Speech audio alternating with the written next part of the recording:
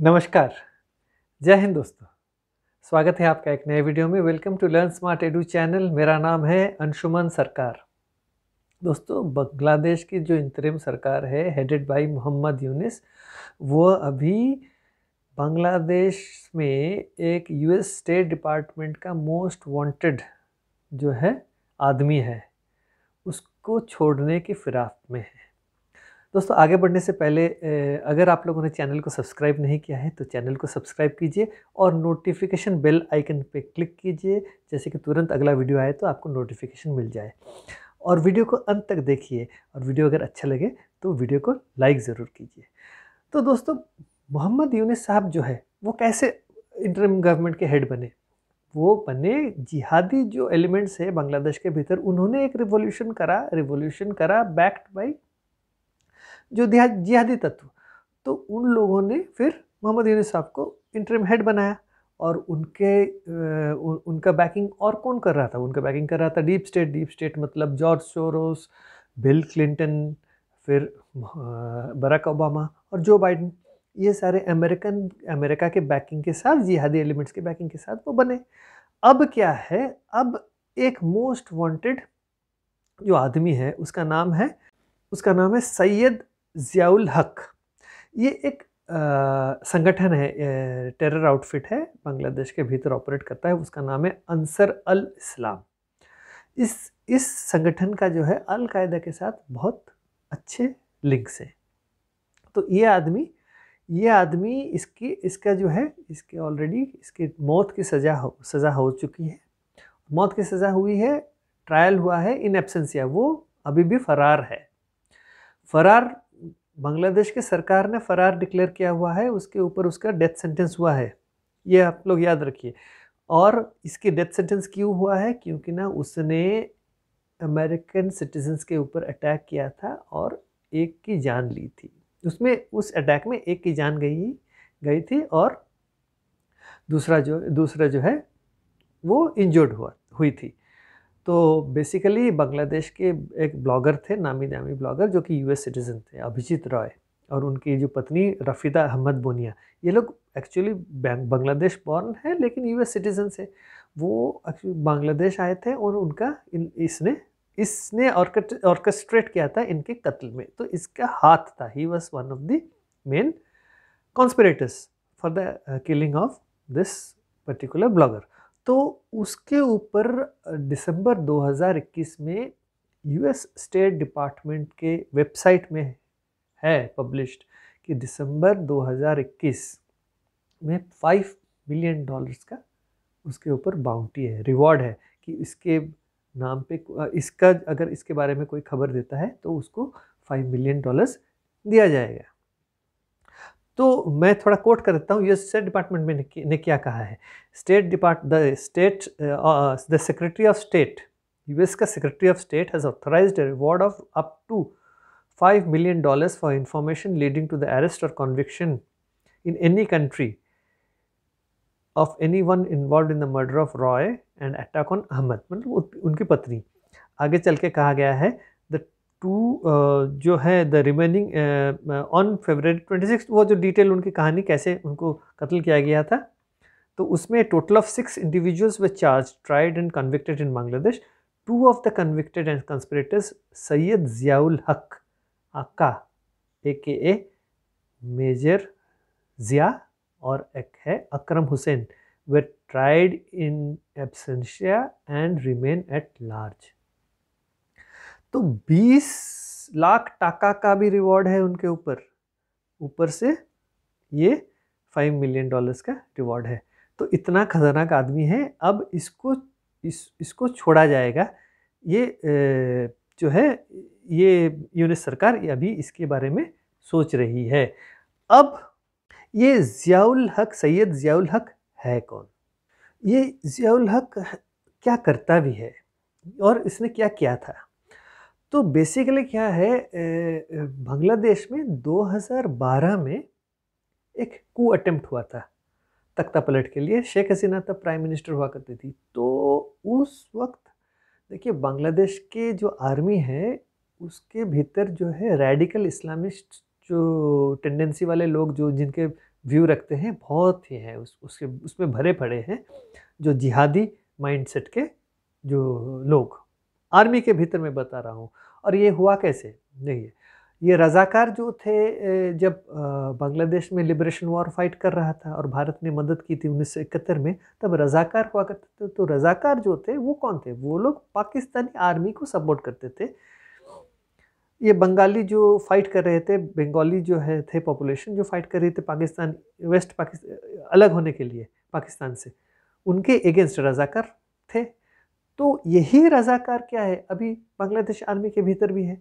तो 2012 में यही लोग जो एक्सट्रीमिस्ट, जो जिहादिस्ट माइंडसेट वाले लोग थे, उन लोगों ने एक जो है तख्ता पलट का प्लान करा हुआ था। उसमें क्या था, 16 रिटायर्ड और सर्विंग ऑफिसर्स जो थे बांग्लादेश आर्मी के भीतर, उन लोगों ने ये प्लान किया था। उन लोगों ने अटेम्प्ट किया था तख्ता पलट के लिए शेख हसीना की सरकार को, प्राइम मिनिस्टर जब शेख हसीना हुआ करती थी। ये 2012 की बात है। तो उस टाइम क्या था, उस टाइम उन लोगों ने कहा जाता है कि बाहर की ताकतें, बाहर में लोग रहते हैं जो कि बांग्लादेशी मूल के लोग, वो चाहते थे बांग्लादेश में तख्ता पलट हो। तो उस टाइम बाहर के तख्ते और भी कहीं हो सकती है, डीप स्टेट भी हो सकता है, हमें तो इतना पता नहीं है उस टाइम के बारे में। तो ये तख्ता पलट की कोशिश की गई थी। तो तख्ता पलट तो फेल कर रहा था, बांग्लादेश के जो है मिलिट्री ने उस तख्ता पलट को फेल कर दिया। लेकिन उस वक्त 2 रिटायर्ड ऑफिसर अरेस्ट हुए थे। उसमें एक था, एक लेफ्टिनेंट कर्नल एहसान यूसुफ और एक मेजर था जाकिर। इसके अलावा एक सर्विंग मेजर हुआ करता था, जो कि ये 2 अरेस्ट हुए थे, लेकिन वो सर्विंग मेजर एब्सकॉन्ड कर गया था, कहीं जाके छुप गया था। वही सर्विंग मेजर जो है, उसी का नाम है सैयद ज़ियाउल हक। ये वही बंदा है जिसके बारे में जिक्र कर रहा हूँ।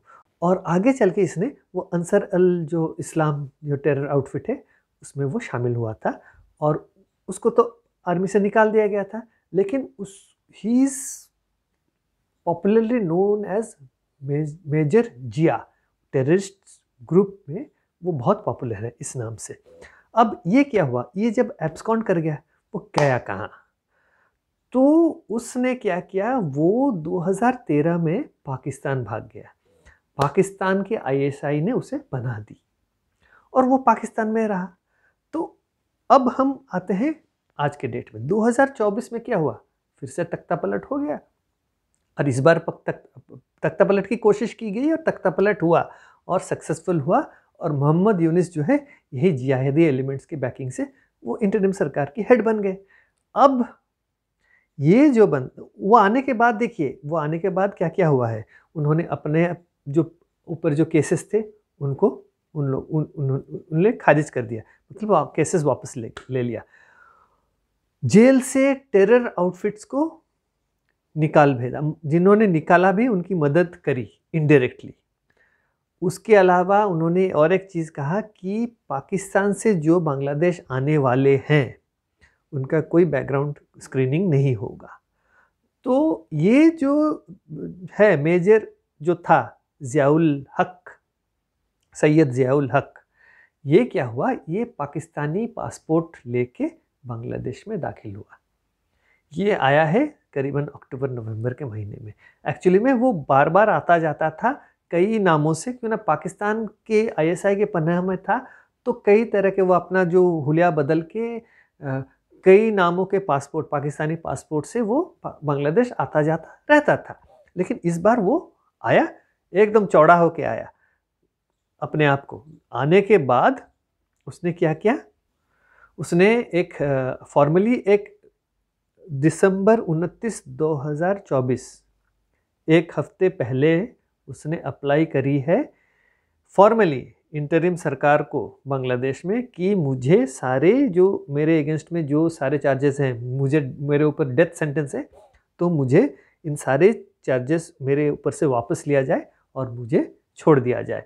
इसमें उसने कहा है कि मोस्ट वांटेड लिस्ट से मेरा नाम हटाया जाए। उसका एक वकील है, उसने ये एप्लीकेशन डाली है बांग्लादेश गवर्नमेंट और लॉ मिनिस्ट्री को।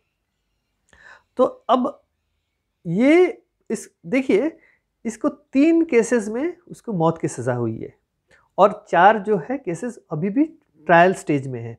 और ये चौड़ा होके आके अभी देखिए इंटरिम सरकार को देखिए, इसी के ये जिस ऑर्गेनाइजेशन से बिलोंग करता है, उस ऑर्गेनाइजेशन ने बैक किया था ये तख्ता पलट में, और इंटरिम सरकार में मोहम्मद यूनुस साहब को बिठाया है।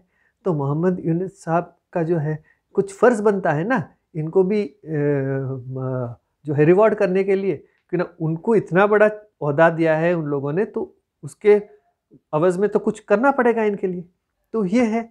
अब इसने और क्या किया है पता है आपको? ये सैयद ज़ियाउल हक, क्योंकि ना उसको लग रहा है क्या कि जो बाइडेन अभी प्रेसिडेंट है और जितने भी लोग हैं अमेरिका में, उन्होंने बहुत खतरनाक लोगों को भी उनकी सज़ा माफ़ कर दी है। इवन डेथ रो में जो थे, जो कि फांसी की सज़ा, मतलब फांसी तो नहीं हुआ होता है वहाँ पे, जो डेथ रो में थे, तो जिन्हें मौत की सज़ा दी जाती है, उनको भी छोड़ दिया है जो बाइडेन ने अमेरिका में। तो इसने क्या किया हुआ है, इसने एक यूएस स्टेट डिपार्टमेंट को उसने एक अर्जी लगाई है कि मुझे मेरे ऊपर से जो रिवॉर्ड है $5 मिलियन का जो बाउंटी लगा हुआ है उसको भी वापस कर दिया जाए। उसको क्या लग रहा है? उसको लग रहा है कि देखिए मोहम्मद यूनुस जो है वो एक फ़ोन करेंगे उसके लिए जो बाइडेन को, जो बाइडेन यूएस डिपार्टमेंट कि उस जो रिवॉर्ड स्टेट डिपार्टमेंट का जो रिवॉर्ड है उसको वापस ले लेगा। लेकिन ध्यान रखिए, जो बाइडेन प्रेसिडेंट बनने के बाद दिसंबर 2021 को इसके ऊपर वो $5 मिलियन का रिवॉर्ड लगा है। अब पता नहीं क्या करेंगे, अभी तो दिस इज स्टिल अभी है पेंडिंग, तो देखा जाए क्या होता है। तो अब ये एक टेररिस्ट अभी उसने अर्जी डाली है। आपको याद है कि नहीं, मैं भूल रहा हूँ, एक और टेररिस्ट को मोहम्मद यूनुस साहब ने छोड़ा था। अंसारुल्लाह बंगला टीम करके एक टेरर आउटफिट है, उसका भी अल कायदा के साथ लिंक्स है। और ये जो सैयद ज़ियाउल हक का जो ऑर्गेनाइजेशन है, अंसर अल इस्लाम, और ये अंसारुल्लाह बंगला टीम, इन दोनों का आपस में अच्छे संबंध है, इन दोनों आउटफिट का। और ये इनका जो मेन पेरेंट जो है वो अल कायदा के साथ उनका लिंक है। तो ये सारे एक ही थाली के चट्टे बट्टे हैं। और ये अंसारुल बंगला टीम का जो हेड है जशीमुद्दीन रहमानी, जब आए तुरंत ही उसको छोड़ दिया जेल से। इंटरिम सरकार के हेड बनने के तुरंत बाद ही छोड़ दिया इसको जेल से। और ये बाहर निकलने के बाद ही पहला उसने क्या किया, उसने एक वीडियो रिलीज़ किया था कि उसने कहा था कि declare Bengal's independence from Modi's rule, इसने कहा था ममता बनर्जी को। तो उसके बाद उसने कहा था कि भारत की पार्टीशन, भारत को तोड़ दिया जाएगा और इस्लामिस्ट फ्लैग जो है वो नई दिल्ली में झंडा लहराया जाएगा। ये सारी बातें उसने की थी। तो अभी देखिए मोहम्मद यूनुस साहब का जो है एंटायर जो चेहरा अभी धीरे धीरे मुखौटा खुल रहा है। तो अब ये जो चीज़ें कर रहे हैं, अब पता नहीं है, लॉ मिनिस्ट्री के पास है, पेंडिंग है फाइल। जिस दिन जाएगा मोहम्मद यूनुस साहब के पास, इस सैयद ज़ियाउल हक को वो छोड़ सकते हैं। लेकिन इसके कॉन्सिक्वेंसेस क्या है उस पर भी मैं अभी बात करूँगा। अब इस बात में एक चीज़ है कि ये जो सैयद ज़ियाउल हक है उसने एक अमेरिकन सिटीज़न का मर्डर करवाया था। तो ये एक बहुत बड़ा इशू है, क्योंकि ना ऐसे भी अमेरिकन सिटीज़न को कहीं पे अगर खरोच भी लगती है तो अमेरिका उस जगह को बॉम्बार्ड करके ख़त्म कर देता है। तो अफ़गानिस्तान में हम लोगों ने देखा हुआ है। तो 2 सोल्जर्स की जान ली थी, काबुल के शहर के भीतर बम डाल दिया 1-2 मकानों के ऊपर। वो कुछ नहीं देखेंगे, वो कुछ भी कर सकते हैं। जब अमेरिकन सिटीजन्स की बात आती है, तुम उसका कितने अच्छे दोस्त भी हो, कोई फ़र्क नहीं पड़ता है उसको। तो यहाँ पे अमेरिकन सिटीज़न अभिजीत रॉय क्या थे? अमेरिकन सिटीज़न थे, वो ब्लॉगर थे, अमेरिकन सिटीज़न थे। तो अब क्या है ना, अमेरिका का एक लॉ है यूएस जो उसमें क्या है, उसमें ये है कि foreign murder of United states national, इसमें क्या होता है, जो अगर कोई इंसान उस तरह का बंदे को जिसने मर्डर वगैरह करा है, यूएस नेशनल का ये हाथ है, उसको अगर उसको छोड़ दिया जाता है या पनाह दिया जाता है, तो जो लोग ये करते हैं या जो लोग उसके पीछे हैं पनाह देने में या उसको ये करने में, हेल्प करने में और सपोर्ट करने में, तो उनके ऊपर सैंक्शंस लगते हैं। तो अभी मोहम्मद यूनुस अगर उसको छोड़ते हैं, जो कि he is a threat to the United States security, तो इसमें क्या है, इसमें ये हो सकता है कि मोहम्मद यूनुस साहब के ऊपर सैंक्शन लग सकते हैं। देखिए, यूएस ने 2016 में वो एक एक्ट लेके आए हैं, वो उसको कहा जाता है ग्लोबल मैग्निट्स्की एक्ट। उसी एक्ट के हवाले से रशियन ओलिगार्क्स के ऊपर अमेरिका ने सैंक्शंस लगा हुआ है। तो रशिया के ऊपर बहुत सारे सैंक्शन, रशियन इंडिविजुअल्स के ऊपर बहुत सारे सैंक्शंस इसी तरह लगाए गए हैं उस एक्ट का हवाला देते हुए। और आज के डेट में अगर बांग्लादेश कुछ करता है और जो लोग इसमें शामिल है, वो लॉ मिनिस्ट्री हो या इंटरिम हेड हो, कोई भी हो, जितने भी लोग उसमें शामिल होंगे उनके ऊपर अमेरिका सैंक्शंस लगा सकता है। और उनके जितने भी एसेट्स हैं अमेरिका के भीतर, उसको भी फ्रीज कर सकता है अमेरिका। इसके साथ साथ वीज़ा बैन लग सकता है, और जो है वो उनके अगर संस्थाएं हैं उसके साथ बिजनेस डीलिंग्स बिल्कुल बंद हो सकती है। और मोहम्मद यूनुस साहब का क्या है, मोहम्मद यूनुस साहब का तो इतना बड़ा ग्रामीण बैंक है, ग्रामीण अमेरिका। तो ये जो ग्रामीण अमेरिका है मोहम्मद यूनुस साहब का, वो फंक्शन करता है अमेरिका के भीतर। और उसके साथ जुड़े कौन लोग हैं, उसके साथ जुड़े हैं बिल क्लिंटन पूर्व राष्ट्रपति, हिलरी क्लिंटन पूर्व सेक्रेटरी ऑफ स्टेट। तो ये लोग जुड़े हुए हैं उस संस्था के साथ। अगर भगवान ना करे ऐसा कुछ सिचुएशन अराइज होता है, उभर के आता है, तो क्या होगा? तो ये फ्यूचर पता नहीं। अभी बाइडेन एडमिनिस्ट्रेशन का तो बहुत बड़ा आशीर्वाद है यूनुस साहब के ऊपर, फिर शायद छोड़ भी दिया जा सकता है यूनुस साहब को। लेकिन अब दिन भी कितने बचे हैं? जनवरी 20 को तो जो डोनाल्ड ट्रंप आ जाएंगे प्रेसिडेंट बन के। और डोनाल्ड ट्रंप को तो आपको पता है उन्होंने कहा क्या था, where is that guy who paid the Democrats help them defeat me, कहा था ना कि नहीं? क्योंकि ना यही यूनुस साहब जो है उन्होंने पैसे दिए थे तब डोनाल्ड ट्रंप को हराने के लिए, ऑपोजिशन पार्टी को, बिल क्लिंटन, हिलरी क्लिंटन को पैसे दिए थे तो कैंपेन के लिए। तो ये सब है। तो ये यूनुस जो है, मोहम्मद यूनुस, दो आंख नहीं भाते हैं डोनाल्ड ट्रंप को। ऊपर से अभी यूनुस साहब जो है, ये देखिए, दुनिया लड़ रही है ग्लोबल टेररिज्म को फाइट करने में, और यूनुस साहब जो है पाकिस्तान के साथ हाथ मिलाया है उन्होंने टेररिज्म को बढ़ावा देने के लिए। एक्चुअली में क्या है, बाइडेन एडमिनिस्ट्रेशन को क्या लग रहा था कि भारत का जो है पावर जो है इंडियन सब कॉन्टिनेंट में और साउथ एशिया में ऑन द होल बढ़ रहा था।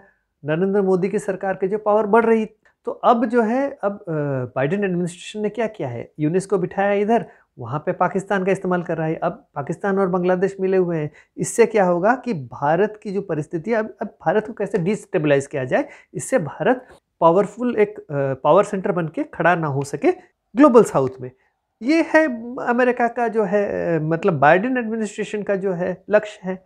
तो इसके लिए तो मोहम्मद यूनुस को इधर बिठाया है। अब मोहम्मद यूनुस ने क्या किया है, जो कंटेनर्स जो आ रहे हैं पाकिस्तान से, उसका कोई स्क्रूटिनी नहीं होगा। उसमें क्या आएंगे, उसमें शुगर आएंगे, शुगर के बोरियों में क्या भरे रहेंगे, ड्रग्स भरे रहेंगे। ड्रग्स कहाँ बिकेंगी? नॉर्थ ईस्ट में सारे फैलाया जाएगा। ड्रग्स बेच के पैसा जो आएगा टेरर एक्ट में लगाया जाएगा। तो और कंटेनर्स में आर्म्स एंड एमुनिशंस आएंगी, कहाँ इस्तेमाल होगी? भारत के नॉर्थ ईस्ट को डिस्टर्ब करने में इस्तेमाल होगी। तो ये सारी चीज़ें अभी यूनुस साहब कर रहे हैं पाकिस्तान के साथ मिलके।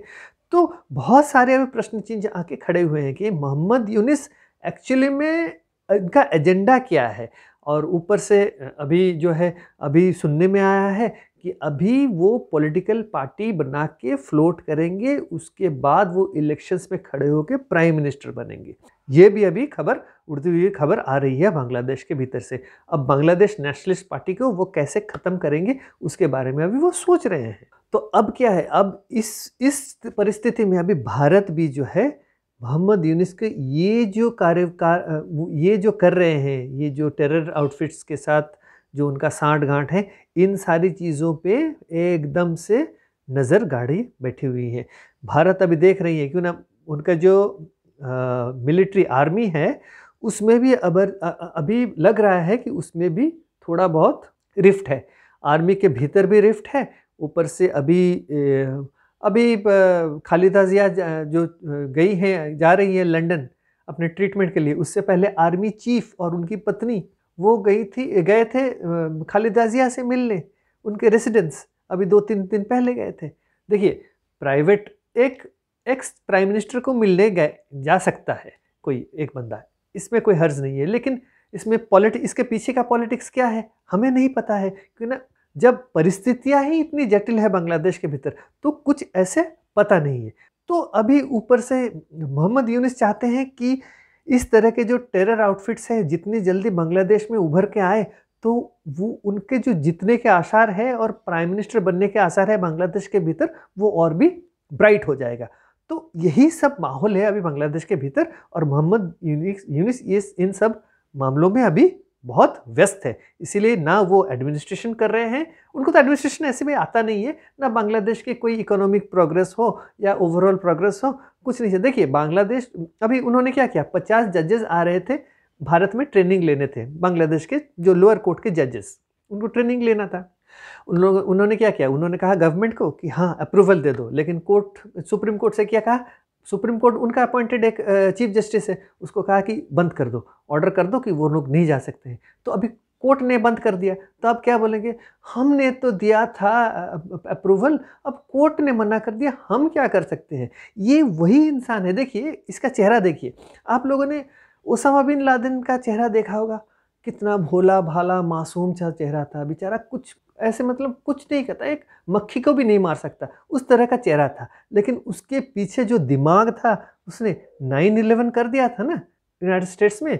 ये मोहम्मद यूनिसफ वैसे ही भोला एक चेहरा लेके घूमते हैं, उसके पीछे जो है मुखौटे के पीछे जो है चेहरा, वो कितना भयंकर है अभी धीरे धीरे सामने आ रहा है। तो इसी के साथ मैं इस वीडियो को यहीं समाप्त करता हूँ। अगर आपको वीडियो अच्छा लगा है तो वीडियो को ज़रूर लाइक करें और चैनल को सब्सक्राइब करना ना भूलें। तो अगले वीडियो तक नमस्कार।